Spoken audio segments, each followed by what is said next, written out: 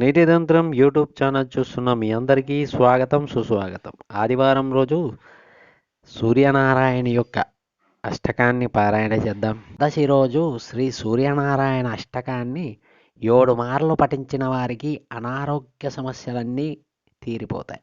ఈ అష్టకం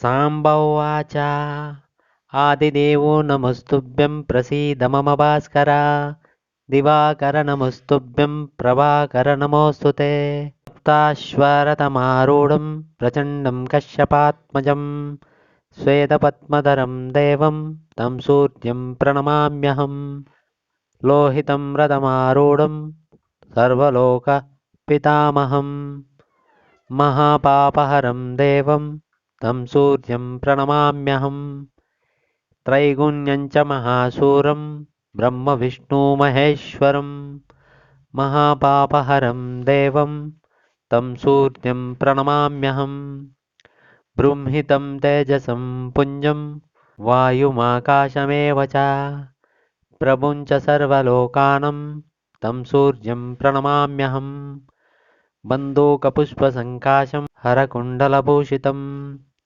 ఏకచక్రధరం దేవం తం సూర్యం ప్రణమామ్యహం తం సూర్యం జగత్కర్తారం మహాతేజప్రదీపనం మహాపాపహరం దేవం తం సూర్యం ప్రణమామ్యహం తం సూర్యం జగతాం నాథం జ్ఞానవిజ్ఞానమోక్షదం మహాపాపహరం దేవం తం సూర్యం ప్రణమామ్యహం సూర్యాష్టకం పఠేన్నిత్యం గ్రహపీడాప్రణాశనం అపుత్రో లభతే పుత్రం దరిద్రో ధనవాన్ భవేత్ ఆమీషం మధుపానం చ యః కరోతి రవిర్దినే జన్మమృత్యో భవేద్రోగి జన్మ జన్మదరిద్రత శ్రీతైలమధుమాంసాని జంతిర్రది రవేర్దినే న వ్యాధిశోకదారిద్ర్యం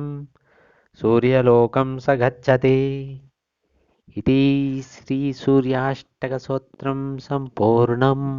ఓం శ్రీ సూర్యనారాయణాయ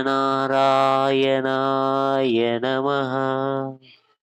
ఓం శ్రీ సూర్యనారాయణాయ నమః.